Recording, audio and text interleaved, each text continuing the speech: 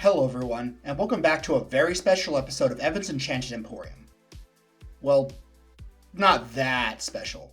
Like, you're not going to be learning any life lessons, and John Stamos won't be making an appearance. But hey, let's just jump right into miscellaneous items, other purchases, and services. For the purposes of this video, I'm going to be referring to technological and personal items as miscellaneous items. Miscellaneous items can be found on page 218 and 230 of the Starfinder core rulebook, and page 98 and 128 of the Starfinder Armory. Miscellaneous items are just that, miscellaneous items. They may not help you kill a big bad evil guy, or give you any stat boosts, but they are damn useful. If you don't believe me, here are some examples of characters who didn't buy miscellaneous items and regretted it.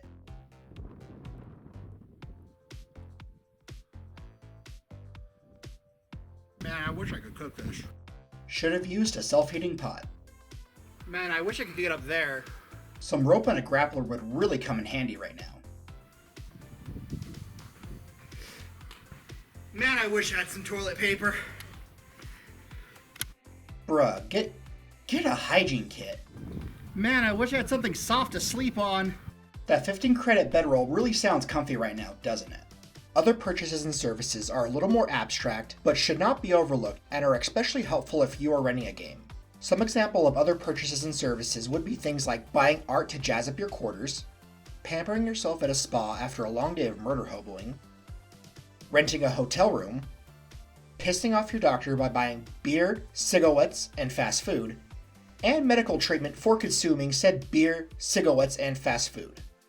Other purchases can be found on page 232 of the Starfinder core rulebook, and page 134 of the Starfinder Armory. Basically, the difference between miscellaneous items and other purchases is that miscellaneous items are items that could help you overcome some sort of challenge. For example, a flashlight could help you light up a dark hallway, a grappler could help you get on the top of a building, and a med patch would help keep your internal organs on the inside. While other purchases are more for flavor, and to make your game feel more alive. Because technically your character could live in an empty room with an outlet to charge their devices, and a bucket, and a It's real food. They would probably prefer that their quarters have a bed, an entertainment system, personal items and decorations, a bathroom, and the ability to order out. I know, I should be saving money by just staying in and cooking. But after a long day of messing around in a cave and stacking up his lanty, if I want to get some fries smothered in fry sauce and spark up a circus peanut or two, I'm gonna do it!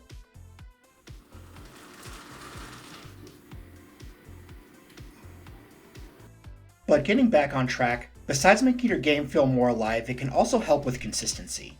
For example, let's say that your player's only mode of transportation is their Lamborghinis, and they have a job that's 100 miles away and they don't feel like walking.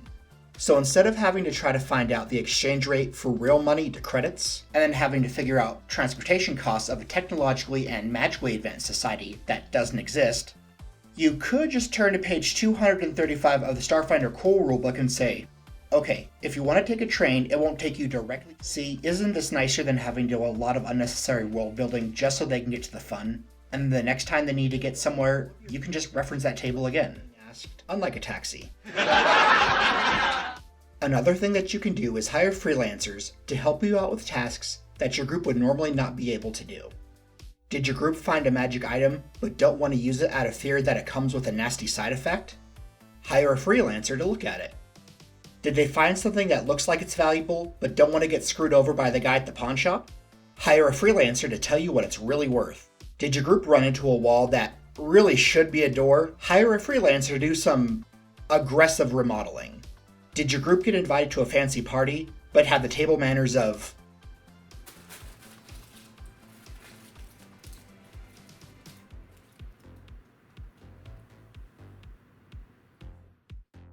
Hire a freelancer to teach you some goddamn manners. Shit. And lastly, you can also hire additional crew members for your spaceship or vehicle. For example, let's say that your group has somehow gotten their hands on a Aeotech Immortal, or a Ultimatum Hover Carrier. And wouldn't you know it, both have a complement requirement of around 60, which as we went over in our starship and vehicle combat videos, mean that you have to have at least that many people crewing the vehicle or starship for it to work properly. And on the off chance that you don't have an entire warehouse to accommodate that many people in your game, you may want to put up the old help wanted sign.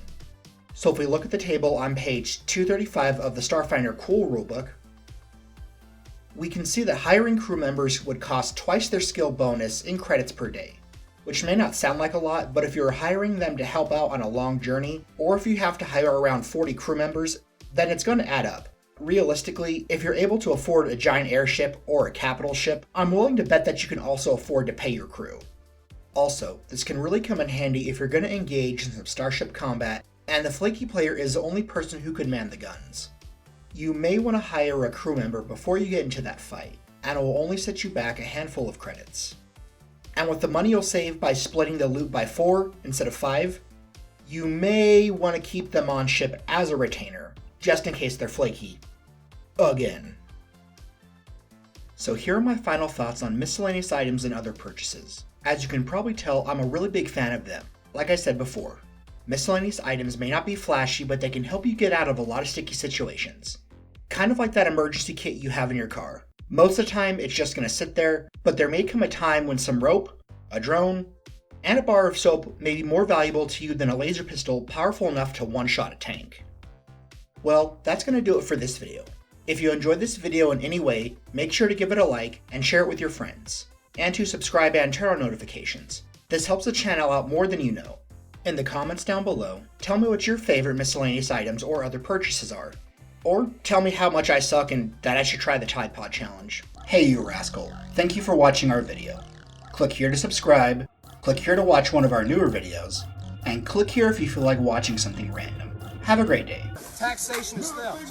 Oh!